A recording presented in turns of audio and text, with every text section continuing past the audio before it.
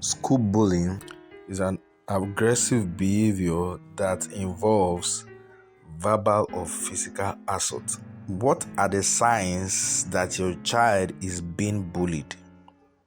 Examples include unexplained injury, declining grades, not wanting to go to school, sudden loss of friends, to mention a few. Your child can also be the bully or the perpetrator. As a parent, do not forget to seek professional help for your children if you find them wanting.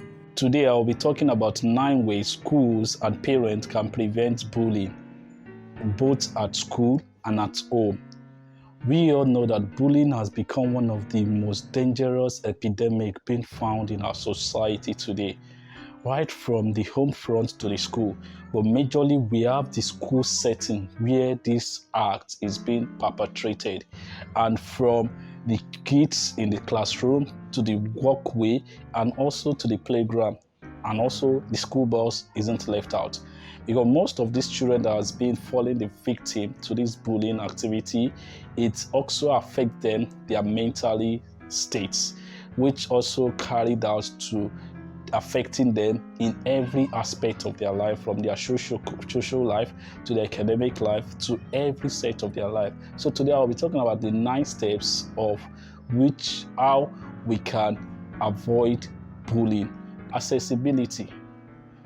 To me, accessibility here simply refers to the child access to have a talk with his or her parents or a constituted authority, individual, teacher in which the child can confide in. You talk, I listen.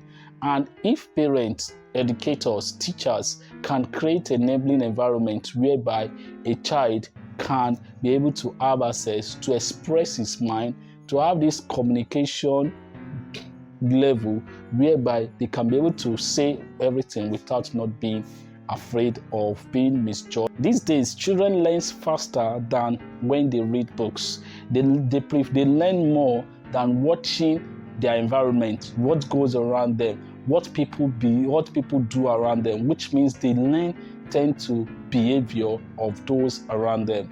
Most times, children learn from their parents the way their parents behave when they are around them, how they handle issues, how they go about their normal life.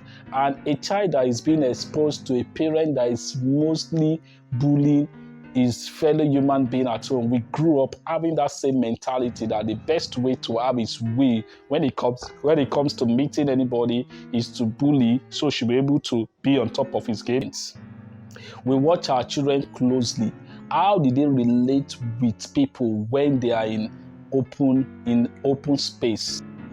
So, as a parent, if you observe all these traits in the child of not relating with other kids or other people politely in getting things done, is that time we have to start cautioning that child of how to make sure that this child doesn't grow up with that kind of character and behavior.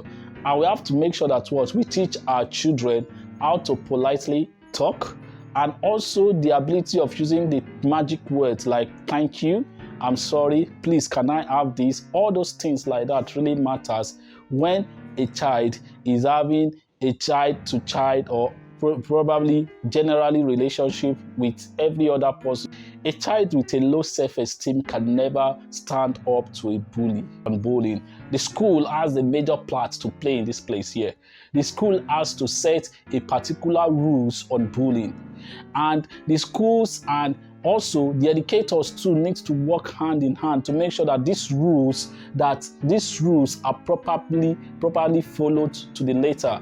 As for example, the teachers must make sure that for every child caught bullying should be made to face a particular punishment. There should be an avenue where the school and the management should create a safe communication channel for such a child, for all the children generally, to be able to come to have access to talk with their teachers and their educators on this character that is being taken by these children, able to talk, to speak out when such a child is bullied, that it will not be afraid that whether to go and say it now, the next thing, the person that is bullying him, we got to hear, and the one that bullies him will come back to vent out his own wrath of anger of why do you go and monitor hotspot. What do I mean by monitor hotspot? These are the major places where bullies are carried out. You monitor the hotspot, and majorly these places, adults hardly go to these places. For example, the walkway in our schools. How about the walkways? Do the teachers go through the walkway? Because most of the bully at times go through the walkway. The next place, the playground. When all these kids, they are at play in their schools, the teachers are inside the classroom. They will be playing without the supervision of the teacher. And on this playground, from there, the act of bullying will take place. The next one, where the other hotspot we can see is the school bus. In the school bus where the kids are left alone, they're also inside the car, and the driver is carried away driving just to take them home with all his own effort just to make sure that the kids get home on time. During this process, these children, bullying takes place. That's why it is highly recommended of each school that they should have a school bus attendant that will not just sit beside the driver's side, but will sit in the midst of the children to have a close watch on each child to know what is really going on behind the scene, teach kindness and empathy. As a parent, as a school owner, as teachers, as educators, as guardians, we should be able to instill this act of kindness in our children by making sure that we show them how to show kindness to their fellow human being, and also exemplifying the act of empathy, having sympathy for their fellow human being. Because a child that has a heart of kindness, a soft heart of kindness today, will not turn up to become a tyrant or a bully tomorrow.